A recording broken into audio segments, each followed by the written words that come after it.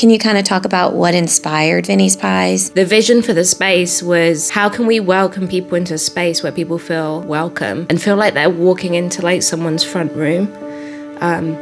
It was like happy tears in a way, because we managed to bring people together and create great memories. We have an entire wall filled of coloring sheets from kids. There's always going to be great things that came out of it, no matter how bad the bad could be. Sometimes like the food part of it doesn't even matter. I feel so much stronger now, like even compared to a year ago, because we did manage to kind of like overcome a lot of those challenges. Amongst all the chaos of running that operation, I would look around and I would see families and I would see regulars and I would see kids come in. The parents would say, oh, they wanted to come to Vinnie's today. It was just like amazing that we able to kind of set out to do what we wanted to achieve. Success isn't about the destination, it's about the things that happen along the way and how you learn from them and how you bounce back and the impact that you make.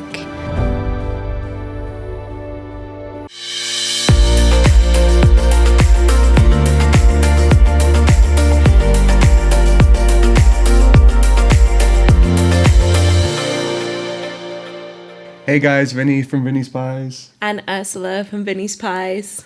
I'm excited to have y'all with us today on the podcast. We want to talk about how you started up here in Fort Smith, what brought you to Fort Smith, and how this whole restaurant business got started. Well, if you want to start. So many questions right off. Yeah. There's a short version and there's a long version. I think we covered the long version in Joe's podcast, which took 90 minutes, about how we ended up coming here. But the short version is probably you should start, really, because it kind of started with you. Well, like the medium version of the story, I guess, is Ursula and I, we don't have the same accent, so we didn't grow up anywhere near each other or live anywhere near each other. So her and I were just going back and forth, because we were about 6,000 miles away. So in the process of going back and forth, we needed to find like a home for us, and I helped my family move here from New Jersey. I was living like near my grandma, and then COVID happened, and then my grandpa passed away, and then she like lost his pension, so then she needed to be moved down with my family. And then my dad moved down here because of work. And then at the time, I was in my early 20s, and having a girlfriend like 6,000 miles away is really difficult when you don't have a really good job. And I couldn't take 3 weeks off of work. So I was just kind of like going back and forth, and I was DoorDash driving. And then Ursula came, well, I went to the UK for a summer, and then Ursula came back here to visit me. And then we just like were at my parents' house for a couple months, and then we did... Actually, we did a pop-up like a month into being here. Mm-hmm. We did one pop-up of Vinnie's Pies in the backyard to friends and family, and then we did a second one. And then by the time we did the third one, we knew we had to kind of continue it somewhat. The first pop-up we did, there was about like 4 or 5 people, which was cool for us. You know, like I just moved here, I don't know anyone. Then the second pop-up, we did like 7, 8, and then the third one, we did like 12, and then we were just kind of like, you know, we can keep this going. Then Ursula and I went to the bakery district one day for lunch, and then we saw they had this thing that's called the Little Loafer, and it's this little blue trailer, but they used to sell snow cones out of it, and it was the winter time, and it's kind of slow in the wintertime, like if there's not a lot going on. So well, who wants snow cones in the wintertime? Well, they definitely weren't open. So we asked them like, hey, is it all right if we do kind of like the same thing we did in the pop-up, but we use the loafer to prep our food, and then we have our pizza oven outside? And they said yes, and they actually had us, they gave it to us for the first 2 or 3 months for nothing, just because we were starting out, and they gave us like a good push. And then based off that, we were able to put a down payment onto a food truck. So then we did 3 pop-ups, then we spent 2 months in the Little Loafer, and then we went to a food truck in the beginning of the year. And then 6 or 7 months into the food truck, we got approached to open the restaurant. So it just kind of went off momentum. Ursula and I ended up getting married in the process of all of that, and it was just like we were going back and forth, and then the pizza started really picking up, and then we got married, and then just hit the ground running. So that's why we stayed here. So you fell in love with Arkansas when you came from the UK? Yeah, I mean... Is that what we're saying? It's a huge culture shock, I'm not going to lie. But at the time, it was, like, perfect for both of us. Because, like, behind all of that, you know, everything that happened with us coming together and all the pizza stuff was very organic. And we were just kind of going with what was happening in the flow. I think the point that we were in our lives is that we didn't want to, like, put pressure on where we wanted to be, and you know, we weren't like, oh, we're gonna be in England or we're gonna be here. We just kind of went back and forth until, you know, we found that there was something pushing us in the direction that was, and our key focus was just to be able to build our lives together. We actually kind of came out of chapters that were quite big chapters of our life that kind of came to a close at the same time of when we met. So I was really coming out of a huge chapter where a lot of the different pillars of my life was changing. So actually coming somewhere which was completely different and no one knew my name was actually perfect. And obviously I could be with my husband, just in the sense that, like, I didn't have to, I was processing a lot, I guess, personally. As we were coming together too. So I think, like, being in a new place was great, and we were just excited to be together, and alongside that this kind of pizza journey was building. We moved here sort of like basically together. I moved here with 2 Grubhub bags full of clothes and my PlayStation, and that was it, and then like 5 to 7 grand in debt. And then Ursula, I came here with a suitcase, and yeah, I was in a similar situation. I had my business, but around that time, I worked with other businesses as through business services, marketing and branding. I'd run that business for almost 10 years at that point, but like we were hitting a recession in the UK, and I was still working with other businesses. But you know, like a lot of things after COVID, post-COVID, and once like funding and things dried up, you know, it was a challenging time. So I was still working on that and would have continued to, but as things were kind of building and we were realizing, okay, what's happening in this little corner over here? We started to just kind of like let the universe tell us like where to put our energy. And it seemed to be here and like with each other. So that's what we did. Well, I know the South is a lot different even from New Jersey, because you said you grew up in New Jersey. Yeah. So how has it been for y'all coming here, starting a new business? Are the communities different? Do you feel like people don't really understand your sarcasm or your dry sense of humor or anything like that? Or maybe people are offended by it when they shouldn't be, because that's just part of your personality. Like, how do you feel? I mean, did I put you on the spot? I feel like my intentions like are always good. Like, I'm a pretty empathetic person, so like if I'm saying something, it might be dry, but usually when someone does get to know me, like a lot of the people who spent a lot of time with me, like it's like second nature for them now. If I do say something sarcastic or dry, they almost expect it out of me. And there's even times like they try to do things to try to get like the New Jersey or like things out of me, and you know, yeah. I think like from the Vinnie's Pies perspective, like Vinnie leans into that a bit more, and people like that because, you know, at the end of the day, we didn't really think of it like that, but like he's kind of like the face of the business as well a little bit. So when people walk in and he's kind of brash and be like, oh, how you doing or whatever, and got his gold chain out, it kind of plays into that. But there's definitely, I guess, cultural things like the sarcasm or like sometimes like being, I get it because like I grew up like not in London, but around that area as well. And people can be pretty dry. And I get that, but I do think sometimes that dryness does sometimes the humor, because even sarcasm isn't like a big thing it's more in the UK, isn't it? So like that dry humor maybe doesn't translate sometimes. I don't know. I just think the best like policy with stuff is to be honest, and sometimes it's always hard to and just be say yourself. the truth, but you know, someone has to do it. And sometimes the straightforwardness, you know, like a lot of people don't like it. They're I've like learned, it's sugar coated. That's what my yeah. husband says because he's not from Yeah. America either, and he likes to just be straightforward and honest. So he's like, golly, in the South, y'all just sugarcoat everything. I just think, Just say it. I just you think know? it makes it harder because when it's not said, then that's when other things build up and underlying things go up. So it's like I'd rather be over expressive than like let it hurt everyone else in the long run. We're quite like straightforward, straight talking people, aren't we? Yeah. Like together. I don't like wasting energy.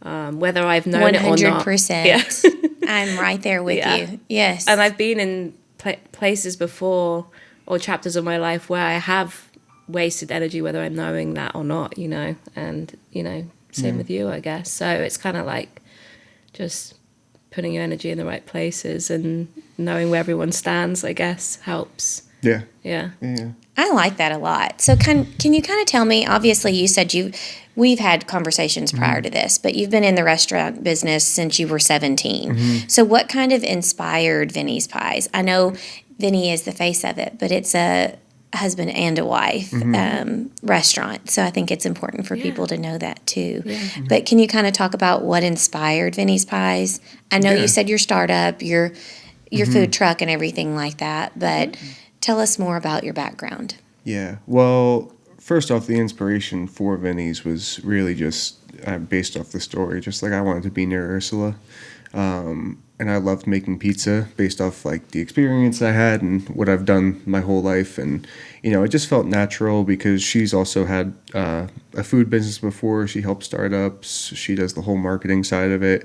So just like knowing that I think I can make pizza really good, and then knowing that she can take care of a lot of other aspects, like that kind of grew Vinnie's into like what I think it is now. A big part of my inspiration was like when I was a little kid in Jersey, everyone would eat pizza at least once a week. Like Friday was pizza day.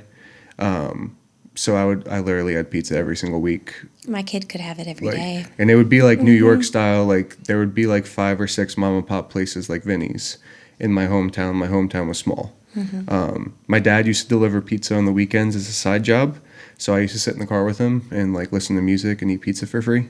So I thought that was the coolest thing ever. And then I became a delivery driver as soon as I could.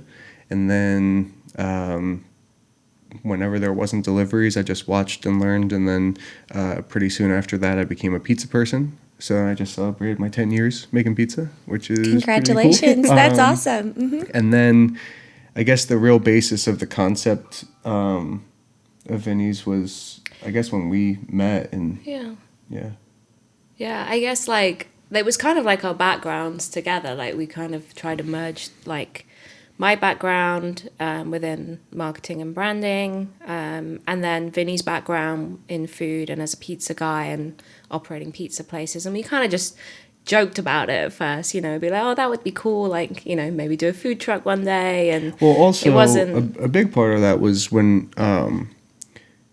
I was working in New Jersey. That's when Ursula and I first started talking to each other, but we hadn't met in person, so we were talking online.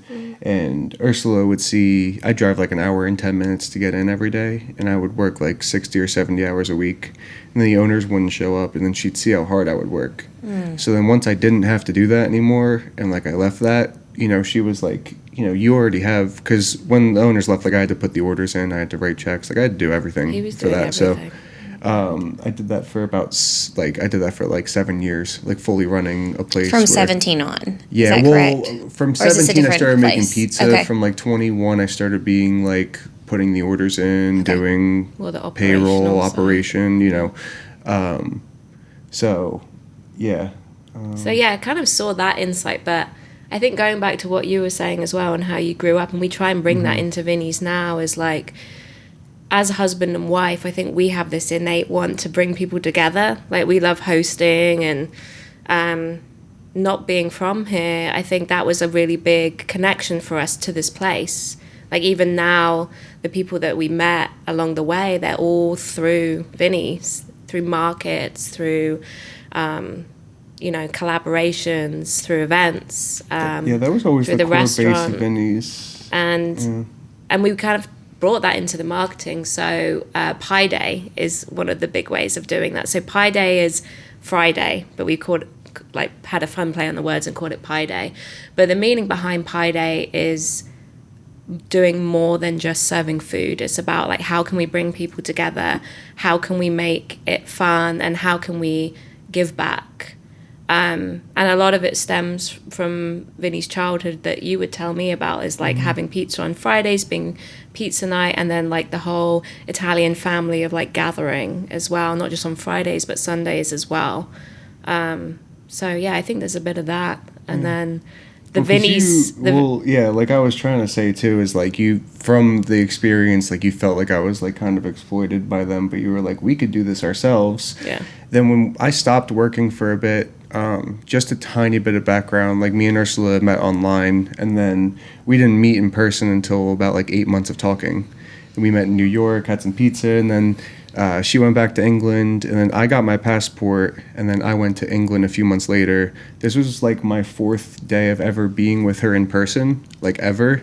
And then it was my second day ever in England, and she invited like 12 of her closest friends over for a pizza party in her backyard, because she knew I was a pizza person. You didn't put him on the spot or anything, I didn't think of it like that. That's just my nature. When he tells this story, I feel so bad. So I have like, and like I make everything from scratch. So I have like a bag of flour dumped out on her table, and I'm trying to convert pounds to kilograms because all the measurements are different. And then she rented a pizza oven for the day, and then I ended up doing a party for all your friends, and it ended up being really fun, and it ended up working out a lot. So then that's kind of what we based the pop-ups off of. And it was more just like, I like making pizza, and like Ursi likes gathering people together, and it was from a basis of like just the fundamental part of it. We like doing that together, and it always kind of felt like a big pizza party. And it's like we like hosting, so that was a big part of like how just community and started. having people together and everything. Exactly. Yeah.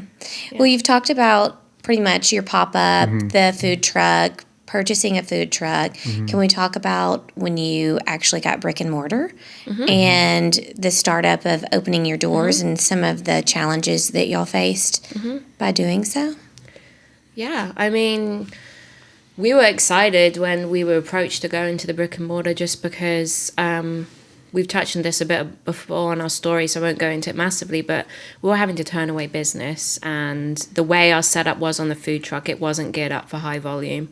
So it was frustrating, like you never want to turn away customers, and it was a great problem to have, but we were itching to get out of that setup, honestly.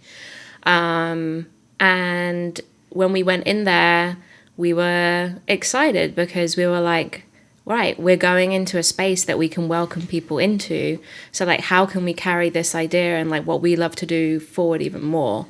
And that was like a big part of the vision for the space. And when I think back to the experiences we had in there, like I get a little bit emotional because we actually managed to create what we set out to do.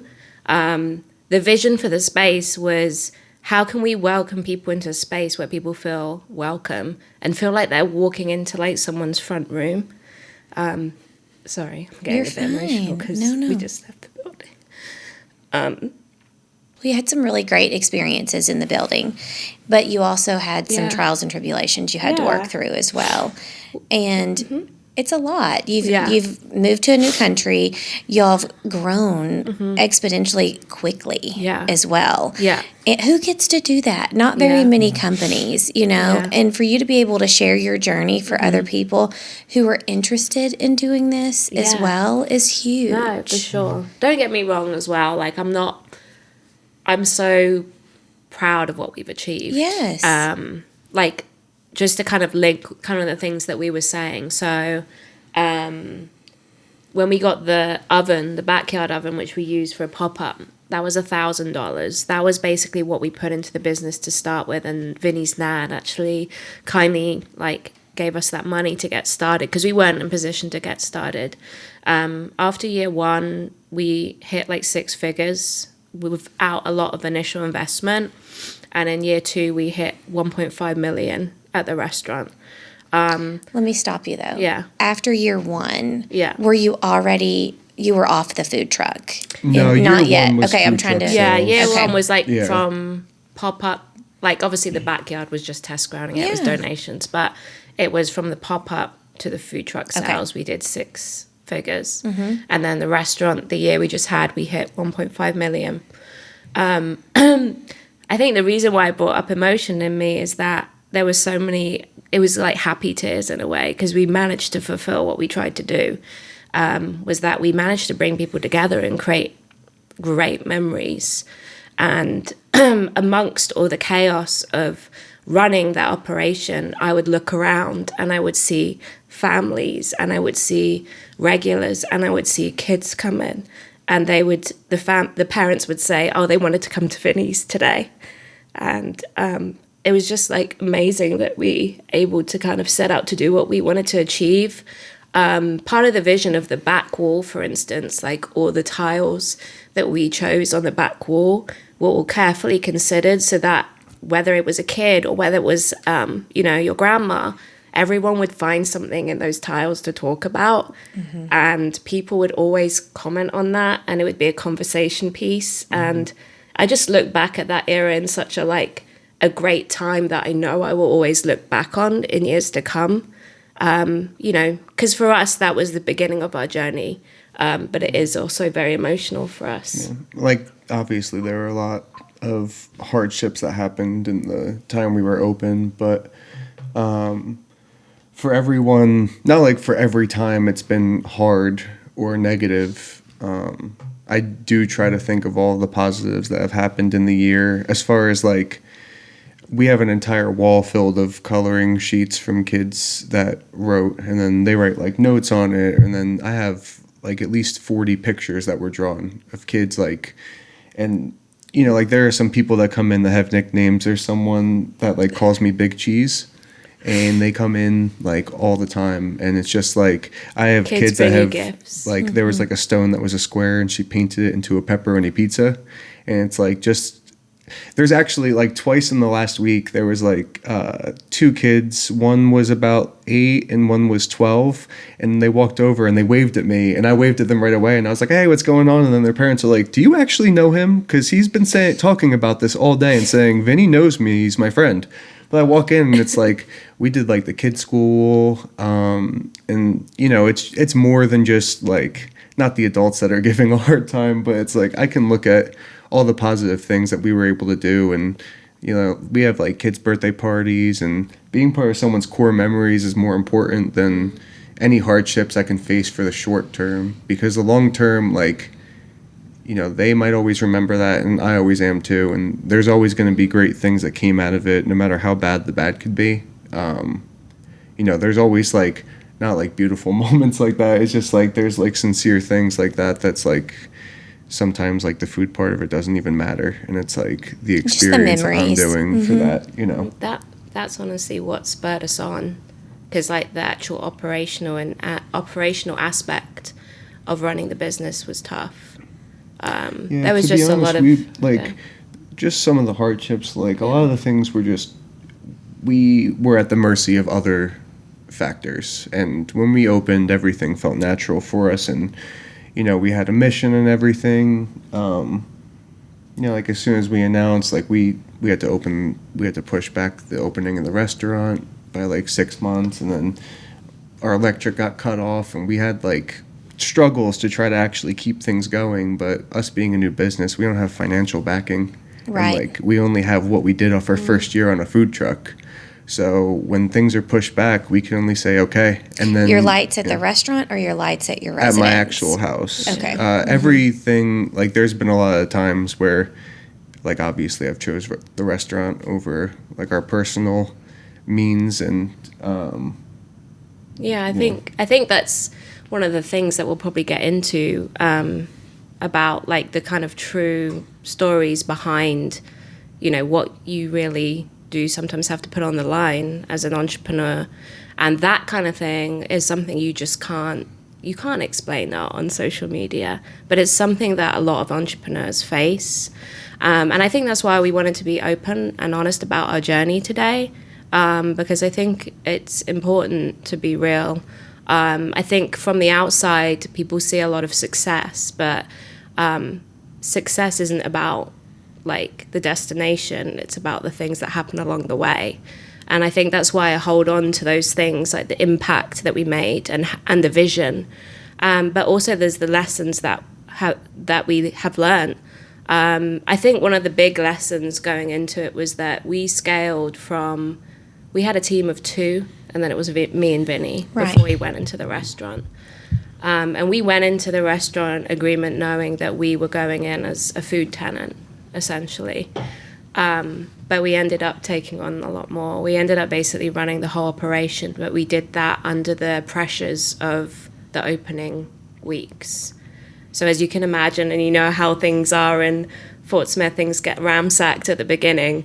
No matter how prepared we can be, it was almost like an episode in The Office or something where it was like I had to look at a camera and be like, oh, it was like when we first opened, we weren't in charge of like any of the servers or service, and we were just the food tenants.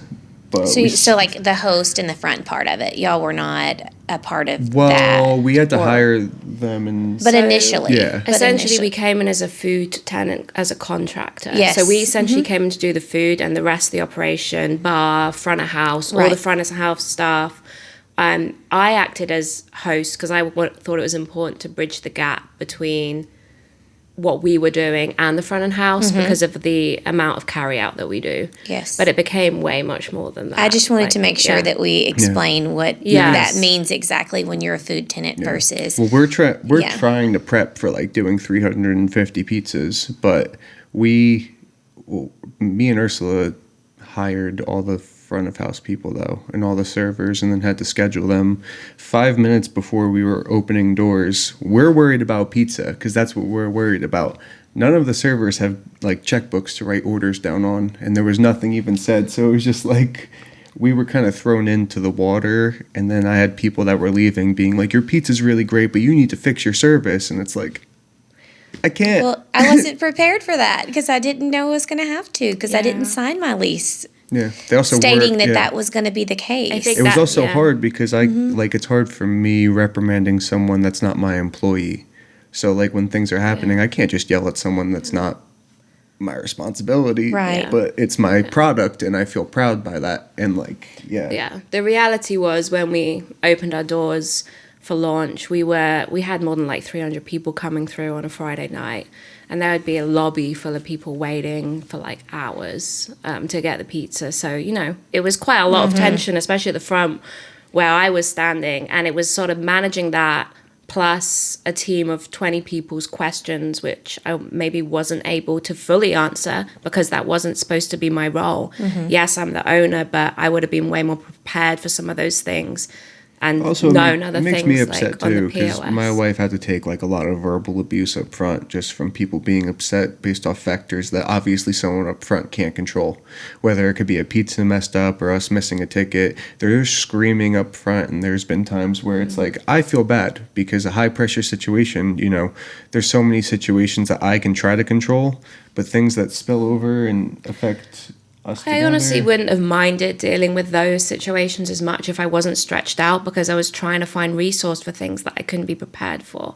And that was really the steep learning curve for the business. But like the positive, which we'll talk about, is that we managed to do it. Right. But it's just so hard because that wasn't something we wanted to do, but we knew this was our best shot for our business and we believed in it so firmly that we were like, we just have to do this. We've opened our doors now. We have to do this.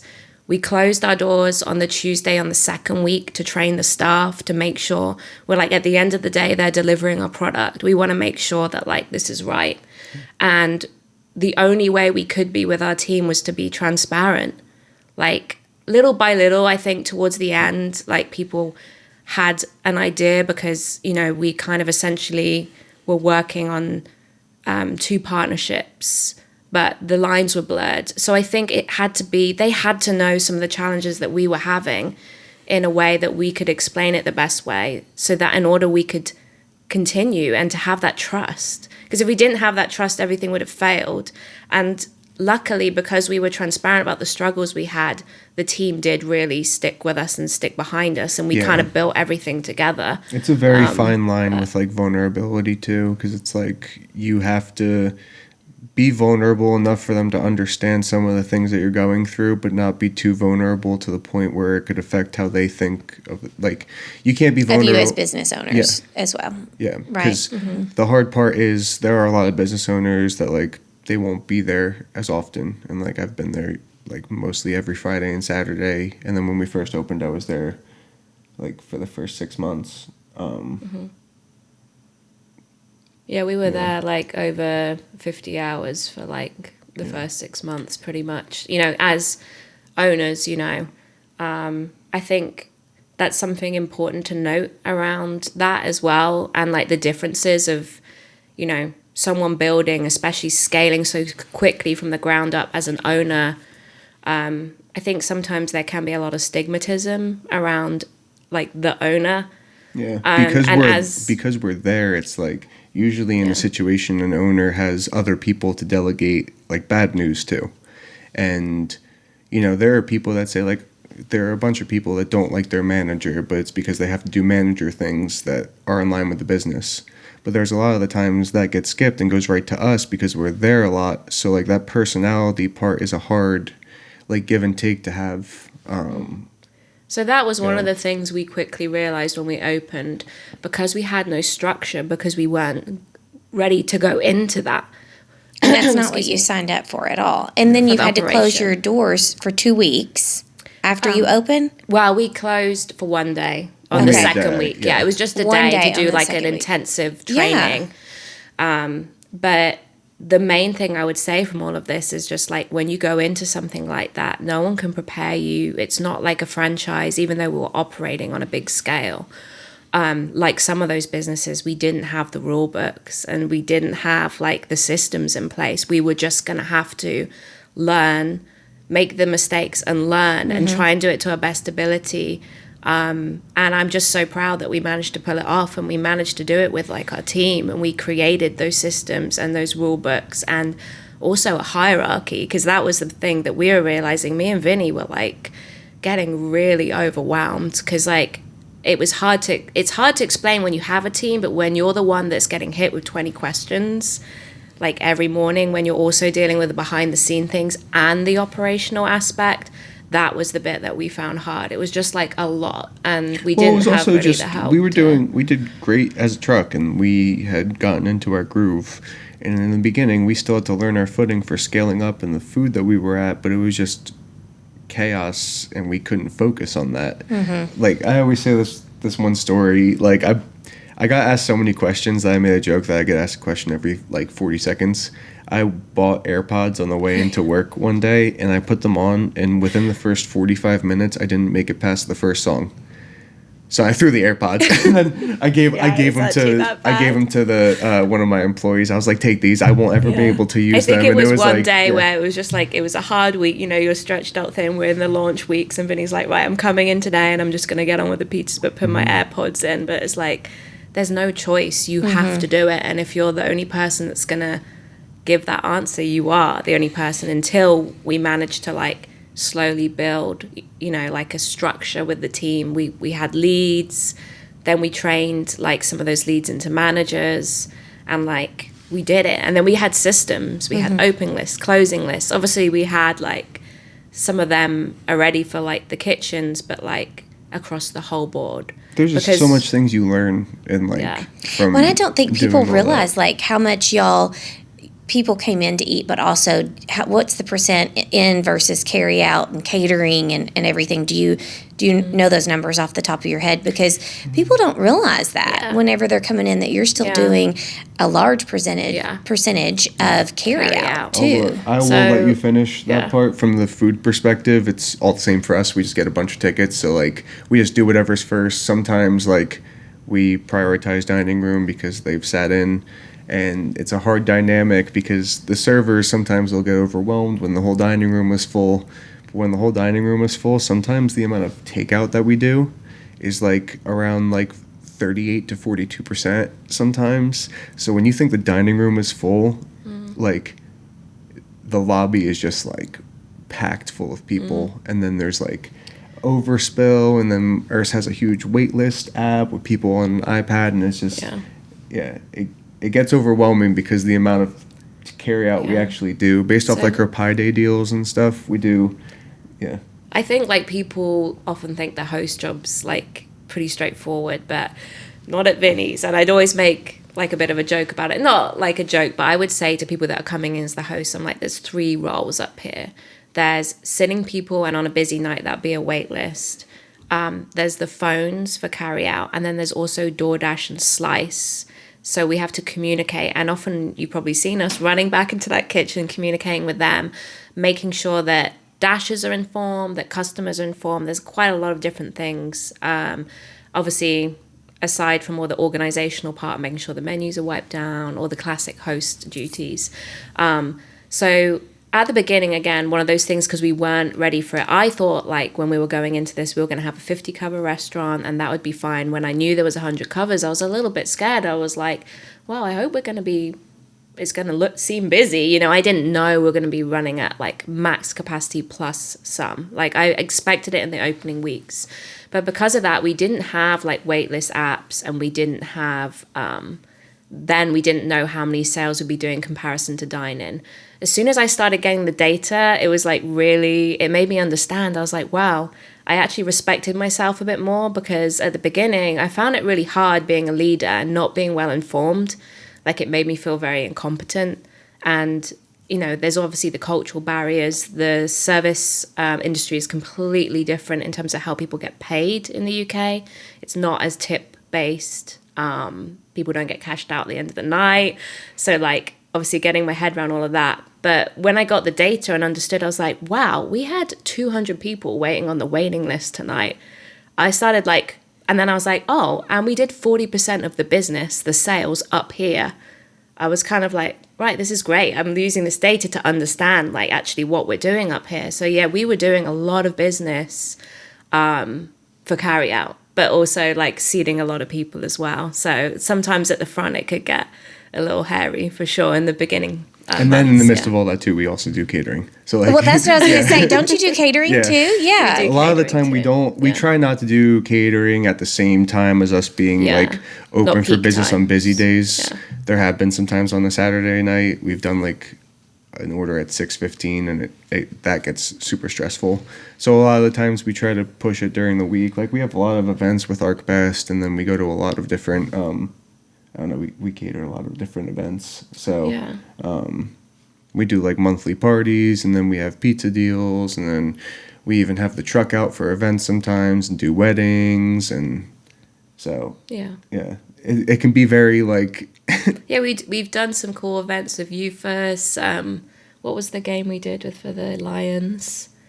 Not the game, the event we did for the Lions. Oh, it was a tailgate for the baseball team. We did a tailgate for them. We sometimes do some corporate events. We've done stuff for ABF and Arvest, but the community things are really like a key thing. Like, and that's how we kind of initially started out with the truck, which we love doing. So sometimes we know even like we won't make a lot going there, but we really like the community that.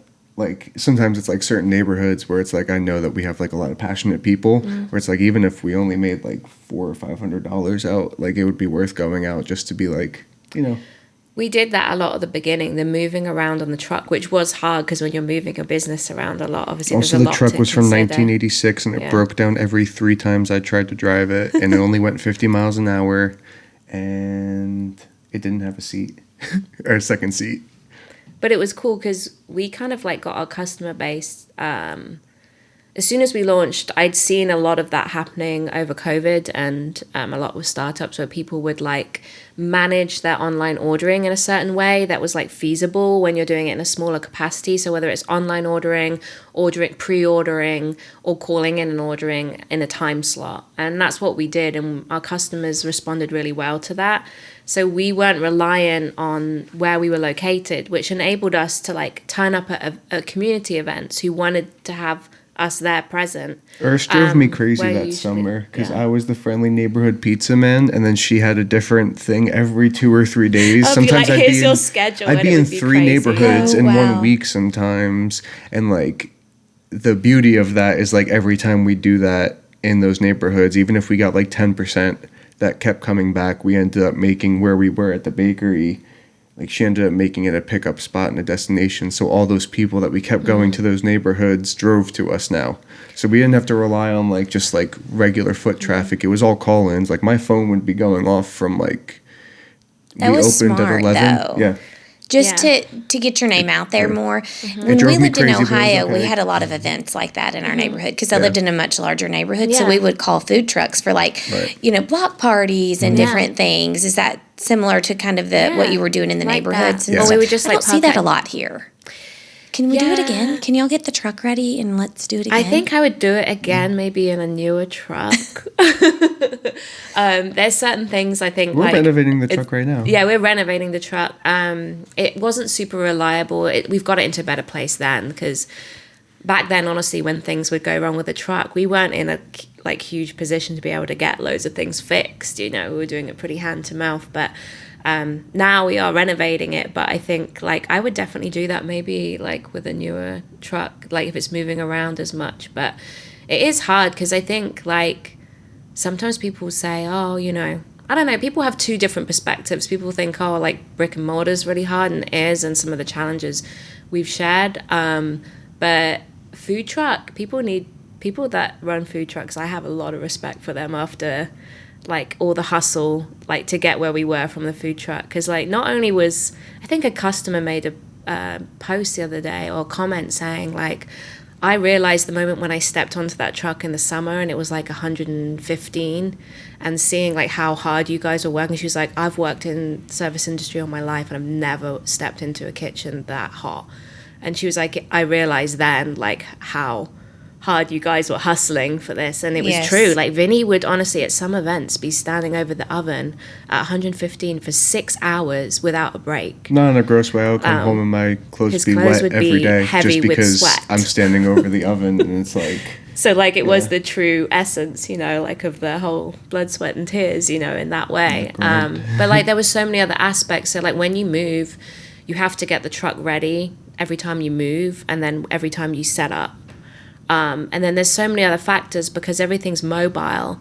There's a huge list of things to remember and things I've that you never can owned forget. a food truck, but I have owned an RV. And I can imagine how difficult it is just needing, even just preparing and having all the food too in that space for the amount of volume that but you're it's doing. like even like half of the Yes. things you can't keep on the truck. So Yes. it's like you'll forget little things, like you might forget your POS or like a menu or a piece of paper or something very small because you have to remember everything to put onto the truck every time you drive it.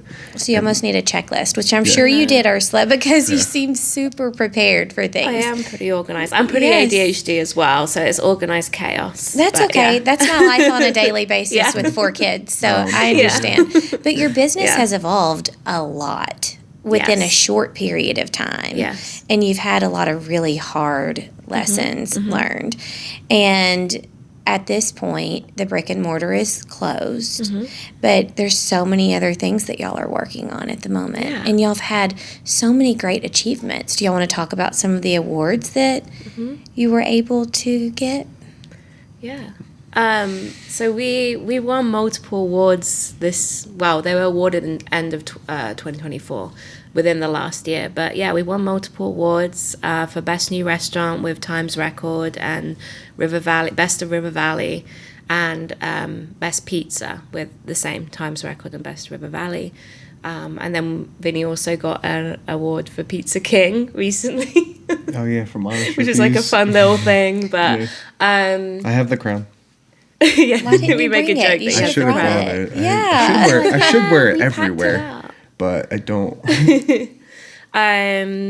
Which is funny because I don't know, for us those awards mean a lot to us because I feel like it's really testament of like all these things like that we talked about, you know, that even though we had those challenges we managed to rise above it, and also we did get acknowledgement for that.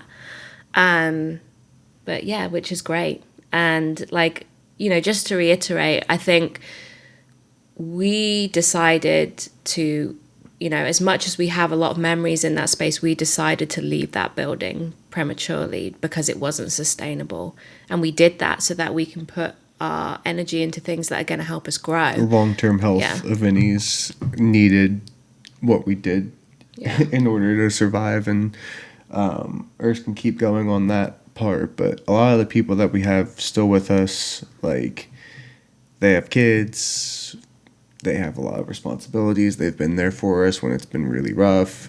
Like, I have an 18-year-old employee who tries to take care of, like, his family, and, like, it's difficult, and we really care about them. And, you know, like, I only want good opportunities with the people that we're growing with. And in order to do that, we knew we had to make a pretty dramatic shift. That being said, you know, leaving this place is actually, like, opening the doors to 2 new, like, ventures that we're planning. And, you know, that honestly makes us really proud. We're not in that building anymore, but, you know, there were a lot of things that made us stressed out, and a lot of implications that came with that. So as far as just being able to be more autonomous and being able to control us and our team and our destiny, like, I feel a lot more stronger in myself, and our team feels really good about all the things that we're doing in the future. And I know for the next 10 to 15 years, you know, like, this was the healthiest choice we could have made, or else we might have ended up not surviving the year based off everything that's happened. So, well, and like you said, I mean, y'all put a lot on the line personally as well for your profession. And I don't think the community realizes that, but I also don't think a lot of entrepreneurs realize that you have to do that in some aspects in order to survive. Absolutely. I was thinking about this, but I think sometimes you have to be prepared as an entrepreneur. You can put everything on the line, and you have to be prepared to be able to not necessarily take home, like, more than other people involved, you know? Like, you can be the one putting it on the line and putting it on the line, if that makes sense. Well, like, you're doing your payroll, you're paying all your bills, and at the end of the day, you may not even be able to bring home. You said your sales were 1.5 million in the second year. Yes. But you might not even be able to show anything for that. And I think, too, being transparent right now, that maybe others don't realize that, too. On the success track. Absolutely. And I think that's why this is a really great conversation to have, because you can walk into a space, and even before any of this, like, I would try and remind people, because of my branding background and working with startups, I would do a lot. Like, I'm pretty aware of little, you know, ways of, like, being able to kind of DIY things and you know, do things a step at a time, kind of like what we did organically. But with the brand, we absolutely did that. So, like, the mural on the back wall, that cost us $200, and I spent 2 days labor myself doing it. But people walk in and they see that, and it's such a big piece. You know, people sometimes spend thousands on things like that. And that was just one little example. But, like, the things that we did that made that space Vinnie's, we honestly spent, like, probably no more than $45,000 to get started in there, which for what that was not a lot. And then we even had someone lend us, like, money for the first food bill before we got started, and then we got going.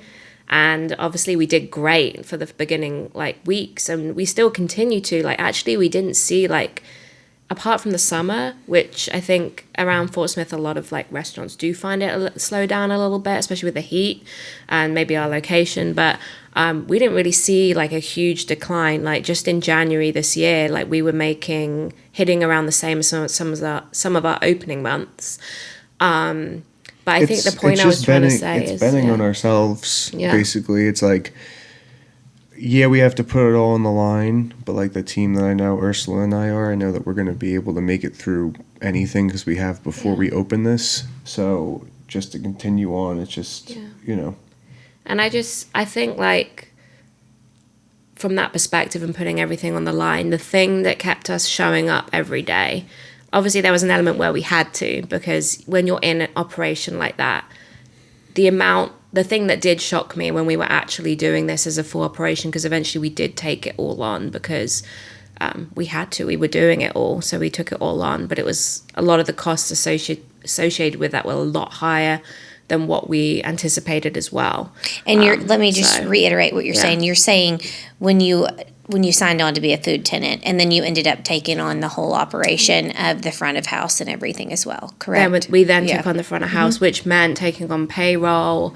There was like increase in like other aspects, utilities bills, but we weren't even at that point what we thought we were taking on. It was much higher than that. So like, honestly, that could have really finished us pretty soon. But at the end of the day, we were tied into agreement whether it was in our best interests or not. We had to keep showing up because we had to keep paying things, and we had to keep And that was the being hardest open. part, was pretending Like, everything was okay all the time while we're having like these really stressful things happen to us. And that's the hard part about having to always be there too, and having to put on a brave face, is like, not in a bad way, but like sometimes owning like a restaurant, although it's with Ursula, like it feels really lonely, just because there's not a lot of people that can share the same things that you're going through. And like I said, you can only be so vulnerable with people until it makes them, like, you might have it all under control, but something you say might make someone else anxious. And especially when it comes to business, that's people's livelihoods, their jobs, like it gets really tricky.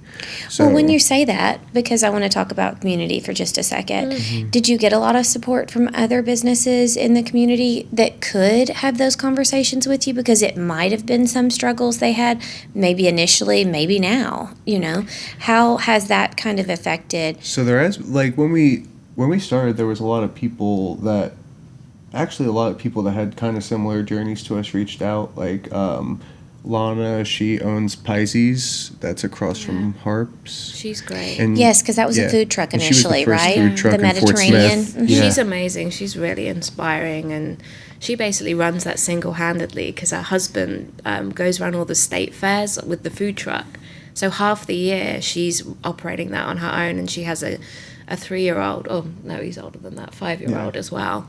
But her journey was similar, and I think when we realized that, we became regulars there for lunch, and then we realized she knew we had the food truck, but like she was one of the first food trucks in Fort Smith. She became like our silent mentor, where we would just have like general questions every time we would eat lunch there, and then she would just sit with us for like an hour, and we would just talk about things. And then when we were announcing the restaurant, we asked. And there are other business owners as well. Like, I mean, Jordan from River Valleys has always been pretty supportive, and I think for him as well, like, I understand coming more from a marketing perspective, being in business services or being freelance can be pretty lonely too. And there's challenges again with that, working B2B. There's a lot of frustrations. So like, we can be there for each other and, kind of listen to each other's struggles. Although there, like, sometimes obviously always comes some backlash with all business, especially if ones are doing well. I do have a lot of people that I do consider really close to me that we've met in markets, and even like shout out to Shauna from the Philly Shack in Showbo's. She was like the first food truck friend I really had. When we pulled up a bakery, we were there together. We did like the first collaboration together as far as like crossing our menu items together. And she has two food trucks now, two doesn't food she? Showbo's and Philly Shack, and she's always been super supportive. And even us opening at the bakery, like, we're doing like some cheesesteak pizzas and some like cross menu collaborations, and that's really what like the essence of Vinnie's was, which we're happy we're able to bring to the next chapter with us, is those collaborations. Because honestly, we try our hardest to be a big part of the community, and we really do put ourselves out there with a lot of people. So Well, I think not being from here too makes, there's that aspect of it that makes it a little bit harder as well. But y'all have done a lot. And do you want to talk about the vision for Vinnie's moving forward? I know that you're going to be at the bakery district. I know that you've touched on collaborations, and y'all have had a lot of success. So I can imagine other businesses really wanting that opportunity with y'all as well. Yeah, we're so excited about going back to our roots, essentially, to the bakery district. We thought about it a lot, and honestly, it's really aligned with what we want to be taking forwards with the business from Vinnie's going forward. It's about cultivating something positive and something that, is really behind something that me and Vinnie want to carry forward, because it has to be us running the business, essentially. So although there might be so many other factors, that was a key thing. But a huge part of this that we really love is that we're going to be an event space. So the idea was that, we know we have like a great following and a good product, and we were thinking, how can we bring this into a space but use it as a positive tool, like in a positive way where we can essentially collaborate with other businesses. One of the things is that we haven't brought the bar with us, and they have a bar there. So we were like, pizza and beer, that's great. They have an amazing patio and they have an amazing space. And we just feel like it should be like an everyday space for people to come and gather. So what we did is we reached out to a lot of people who have been a part of our journey so far, or people who are already existing at the bakery district, and asked them like, hey, do you want to come together and help us put together a program of events? And that's going to be a key thing for the next part of our journey, is actually going back out there and saying, hey, and this isn't just exclusive to those people. We started with people that had some ideas initially, but we want it to be like a platform for people to come forward and like speak to us, and if they have ideas, use it as a soundboard. Like the creativity aspect is always really important at Vinnie's, and we want to do the same but on a wider basis with the community. So like that is going to be We're going to key. kick off with a block party, which will be cool. I'm excited. Yeah, we like, it was almost, when we went to the restaurant, we felt like a lot of things were alleviated as far as a lot of the pressures of being able to, like, we could only make one pizza at a time on the food truck, so there was obviously certain stress and implications that came with that. But once we opened, they did, what was it, Street Fest at Bakery? Yeah, Street Fest. Yeah, there was Street Fest, and it was just, we were back at the truck, and there were so many people outside, and there was music, and it was just a great energy. And we really, like, when we first opened, there were even times in the spring, winter, where it wasn't great to sit outside, where the patio would be full of people with pizza boxes. So, like, just the aspect of being able to bring people together in an actual, and being able to actually feed them all in an efficient way, too, is big for us, because now we have the room to make way more than one pizza. So we're able to bring that together, and then, being able to have music, we want to be able to have a little bit more diversity into some of the downtown events. It's kind of like an energy shift for us. So instead of like all our focus being on like the operation, which, was obviously kind of what we were talking about, was taking up a lot of our energy. It was like a machine. This can pretty much self-sustain itself. We've shaved off a lot of the, chewed off a lot of the fat, I guess is one way of putting it. But like, so that it's much more straightforward as an operation, but we still want to be doing the volume. So we're hoping to do around 75% of the volume we did before. Just we're thinking of it out of the box, like in different ways. So that means as owners, we can focus on how we grow our business this year, but also how we can do the things that we enjoy, which is collaborating with the community. And that's kind of what we want to do at the Bakery District as a foundation here in Fort Smith. Because kind of like touching on what we were talking about before is like, carrying those things forward before, like when we're in this state of doing, and then you have to be like the face of the business, like that wasn't fun for us.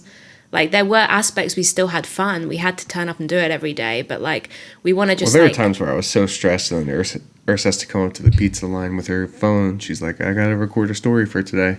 And you're snap into He's front, right, and center of the business. So like that, we didn't think about that mentally, and I'm at the front as well. That mentally was hard when we were going through all those things. So I think it's just like now it's like, how can we take this forward in a way that like benefits us, but also the community? And it's really great that we've been able to have that pause, because I don't often think, there aren't always times where people maybe have that moment to be able to do that. Yes, there was like the really core fundamental reasons why we couldn't carry on operating that way. But like we've been able to take a step back and go, no, we don't want to do that, because we need to put our energy here to be able to grow. So like I feel really grateful that we have that, and we have this opportunity to be thinking about what's great for us as business owners, but also positive for us and the community, and who be maybe a little more selective as who is part of that journey as well, because we have quite big hearts, and it's important to have like boundaries as well. I've had to learn that as an adult, setting Yes. boundaries in various ways. But that area too, it's a 4-season area because you've got the covered patio, you've got the fire pit over there as well. You talked about all your great memories with the kids. And I think you've mentioned having a screen out there in order to do movies. And I can just foresee so many great things that you're going to have put out there for the community, for families, for anybody. I'm sure y'all have probably involve live music at some point too, and you still are going to offer carry out. Yeah, so we're actually gonna have more of an emphasis on carry out. So I'm currently building like our own in-house to a certain extent. It's like set up on Square on a POS that we're going to be using, but we're going to have like a ordering system which will be more sophisticated and that people can like pre-order to time slots. And then we're also going to have like our own in-house delivery, which we're excited about. So I shared like a little image of like one of the mopeds that we're thinking of getting so that we can get our pizzas to people quicker and easier, because just from a business perspective, outsourcing that is not always like the best in terms of profits. It can be a lot going through third-party apps. So I think we're going to take that in-house. And it's just like, how can we bring our pizza to people in ways that is like accessible, but also the catering aspect. So we're hoping that people will want to come sit out on the patio and like have like a business catering, or whether they want us to come and cater their event, we have the food truck. So like that's going to be a emphasis going forwards as well. You'll have a lot of great things coming our way. Do y'all have an opening date, or no, not yet? Well, we're shooting. There's like a sort of window, I guess. Like we're hoping for around mid-June to maybe the third week of June.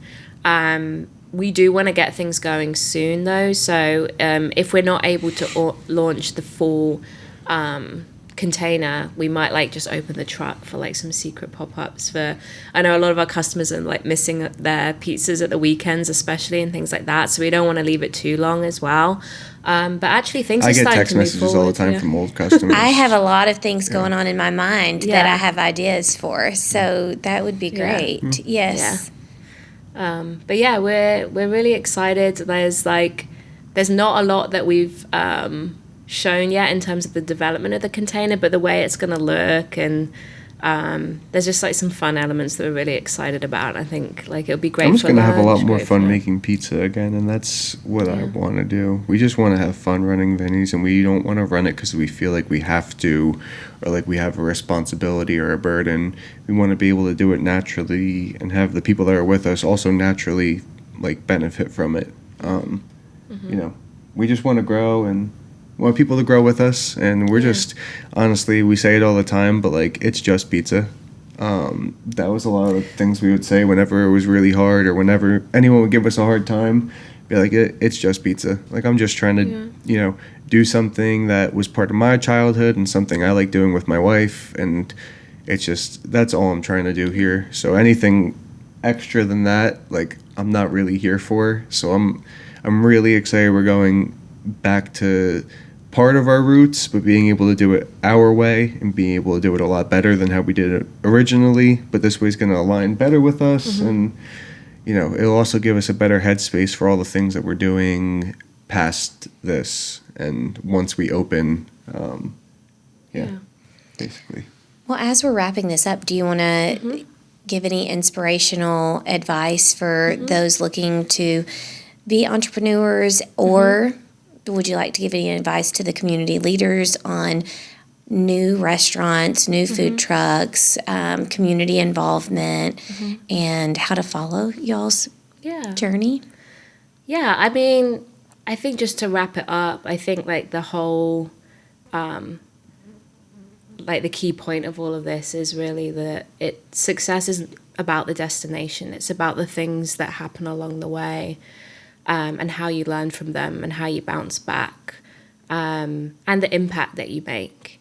And I just like hope that we can create some awareness for like a better ecosystem as well, because there were things I think as part of that journey which would have made it like a fairer place, or a place for businesses to be able to thrive. And I know like the way that Fort Smith is evolving, like it is definitely going through like a bit of a change where, you know, people are coming from different parts of the world, and there is like a lot of progress in terms of that. And I just think there will be other businesses that do want to do like what we've done and create something where people can get involved and do something that's positive for the community. And I think it would just be really nice to have any thoughts from other entrepreneurs, any community leaders, or any policymakers on thoughts around how we can create a fair environment for small businesses as well to thrive, and how we can support each other. Downtown, we like doing a lot for the community, and we felt like we did a lot of things with the movies, and we did a lot of things for kids school, the holidays, and it feels like some of the other events that happened downtown we weren't really involved in, and we weren't really seen as like a downtown restaurant. There were sometimes flyers of like 30 or 40 destinations downtown to hit, and we weren't even one of them. And it was just like those types of things where like I feel like Ursula and I are like pouring our heart and soul into the community. Like, we don't make money from doing the kids school. Like I watch like 20 kids that are under the age of 12 for like a whole hour and a half, and you know, that's just because I want them to be able to take something from that. And like, we don't care, it's just pizza to us. And we wish other people, when we're starting up, maybe have a better chance or more of a fair shot to be included in things. Because we did great as far as making that happen ourselves, but we could have offered a lot to a lot of the things that were already downtown. And I feel like that's what's great about this bakery collaboration, is we've already talked to a lot of people within bakery, and it feels like that's what we're trying to do. Just trying to be more inclusive. Everyone has something to offer, and you know, I guess just a fair shot for everyone. Well, y'all are so open to collaborations. It would be nice to feel that from others as well. Yeah. I'm not saying there hasn't been that, because there has been a lot of that too, but I just think there are instances where, you know, if there is things that are a focal point for businesses downtown to feel that inclusion, and you know, not for nothing, we did win Best New Restaurant, and we did build it from the ground up. So, you know, it's like we're doing the small events with all the trucks, but then when it's like the bar crawls happen, it's like we're not considered. Yeah. And it's like we're doing all the community events where it's like we're putting the grit in and putting in the work, and then the ones that are like already there, and like the St. Patrick's Day pub crawl, like that's an easy sell for, and like we aren't involved. And it's like that type of thing hurts, because like we know how much we've offered into the town, and that's why I say like those core memories are good enough. Like, sometimes other things will be frustrating, but at the end of the day, like, we had a lot of positives to take out of it, and we really think that's where this next chapter of Vinnie's is heading into anyway. Yeah. And just to wrap it up, I think as well, like, I really hope that us being a little vulnerable and sharing our story from behind the scenes is a source of inspiration. Like, and, you know, I think sometimes success and, you know, being young entrepreneurs is not easy to navigate too. There's been people who have turned their backs, or there's been certain narratives, and that hurts. And, you know, I think one message I would say to other entrepreneurs out there is, you know, trust the process. You really have to. Don't like focus on what other timelines other people are on, because your time will come. Keep persevering, keep dreaming, let those mistakes happen, and just, it's what you learn from them that matters, and how you bounce back. So, you know, I think that's the key thing of what we're trying to say. It's honestly just, my thing is just do what makes you happy. Like, at the end of the day, no matter how stressful it is, I get to make pizza and I get to run a business with my wife. So at the end of the day, even if it's completely flips over, turns into a failure, whatever that might be, or even if it's just back to her and I don't care. If that's the baseline of it, it's something that I love, and I'm getting to do it with my wife. So whatever else anyone has to say, it's just, they're not her. So well, like, it's background noise. Matters. It's just exactly. background noise. We're so lucky to have each other. Like, right. That has been our, you know, we're each other's rock. And we're really excited because we do have another project on the way too. So I didn't know if you were going to say. So that's exciting. I'm glad that y'all took the leap to come here to an area that you're not from. And obviously the cultural differences, not only for you coming from the UK, but you coming from New Jersey as well. Yeah. And for y'all to be here and for even more growth for Vinnie's, hopefully in different locations. Yeah. It's Yeah, been a great absolutely. launch pad for it, for sure. Yeah. And we've met a lot of great people along the way. I mean, And- you included. And, Thank you. And also, even you, Joe. No. and also, like, honestly, even talking about all of that, like, the key thing from all of this is, like, I feel so much stronger now, like, even compared to a year ago, because we did manage to kind of, like, overcome a lot of those challenges. We have, like, a business under our belt after a year, so, like, moving forwards, like, that feels good. I feel like I feel stronger myself. And we with the gained a lot of business, power that was taken away from us. Yeah. And it's just, we're able to choose for us now. And that makes us feel stronger because we're not just choosing for us, we're also choosing for our team and, like, you know, the future of our business. And, you know, we want to be more than just a pizza place. But again, at the end of the day, it's just pizza for us. So, yeah. It's just pizza. Yeah. It's just pizza, It's but just I can pizza. see y'all going into like a mentorship for entrepreneurs and stuff like that. I can see you launching something in that direction, especially given your background. So hopefully those will be things that we see on the journey. Yeah. Now, how do people? You have a huge following on Facebook. Are you on? Will you tell your socials so we know? Yeah, so you can find out more about us on Facebook, which is facebook.com Vinnie's Pies. We're also on Instagram and TikTok. And then I am currently working on a website for the new pre-ordering aspect, so keep an eye out for that. But otherwise, we're on Slice, which is vinniespiesar.com. Slice is an online, like, pizza delivery platform. Pizza delivery platform, yeah, which comes from the East Coast, but they reached out to us and wanted us to be involved. But it's just essentially like the freelance to come see me in England. When I came here, I kind of felt guilty, and I was like, just make some pizzas in your backyard and see what happens. I She was had- the push you needed. Well, yeah, I Yes. had a job planned here, but then I went to England to visit Ursula, and then I stayed in England an extra couple weeks, and then I couldn't take another 3 weeks off a month from then to spend more time with her, so I chose the DoorDash route, and it worked. Well, we're not doing DoorDash then. We're doing Slice. Slice. Yes.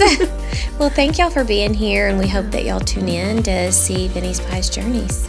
I can't wait to see. Thanks, Mom. Nice Thank talking you. with you.